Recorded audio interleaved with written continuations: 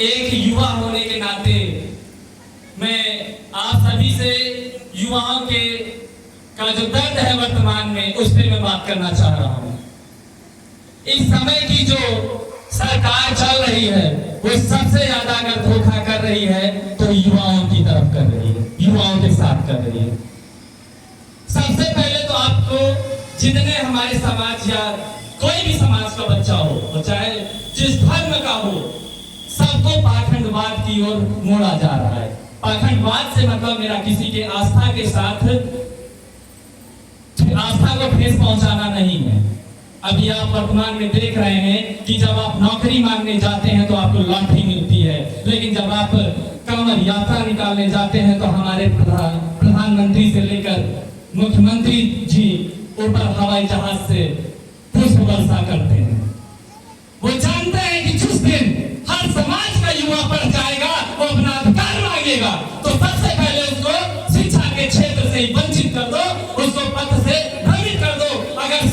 अगर युवा शिक्षित हो जाएगा तो अपने अधिकार समझ जाएगा,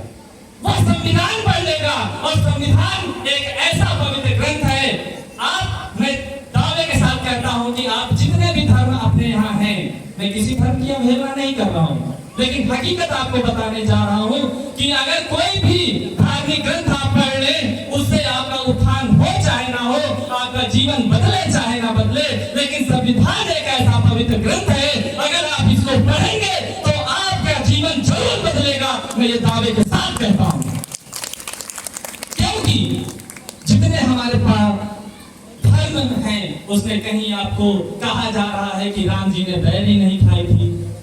उन्होंने ये किया था, उन्होंने वो किया था, लेकिन जो हमारा संविधान है वो पूरे भारतीय समाज के जितने भी नागरिक हैं उनको समानता का अधिकार देता है। और उसमें सब चीजें बताई जाती है कि आपको कितने प्रकार की स्वतंत्रता प्राप्त है, आपको बोलने का अधिकार है कि नहीं, आपको कहीं आबाद रूप से जाने का अधिकार है कि नहीं, आपको पुलिस पकड़ती है तो आपको कितने घंटे के अंदर सजा सुनाई जा सकती है कि नहीं, आपको अपने अधिकार पूछने का अधिकार है कि नहीं। तो वर्तमान में जो सरकार है वो सबसे ज्यादा अगर छल कर रही है तो युवाओं के साथ कर रही है, और युवाओं में भी कर रही है तो शिक्षा के साथ कर रही है।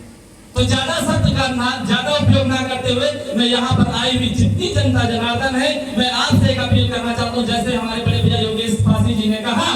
वो भी एक शिक्षक है, और आप हमेशा जो भी गरीब बच्चा आपकी कोचिंग आप मिशन इंस्टीट्यूट रायबरेली में चलाते हैं, वो चाहे जिस धर्म जाति विशेष का बच्चा हो, अगर वो गरीब बच्चा है आपके पास पहुंच जाता है तो आप बिना फीस लिए भी उसकी मदद करते रहते हैं, और सैकड़ों बच्चों को आपने अधिकारी बना दिया। आपने कहा कि हर घर से विधायक नहीं बन सकता, हर घर से सांसद नहीं बन सकता, लेकिन आपने एक बात कही है, अगर आपका बच्चा शिक्षित हो जाएगा तो हर घर से एक पुलिस बन सकता है, एक डॉक्टर बन सकता है, एक फौजी बन सकता है, एक इंजीनियर बन सकता है, एक वकील बन सकता है, जो आपके अधिकारों के लिए लड़ सकता है।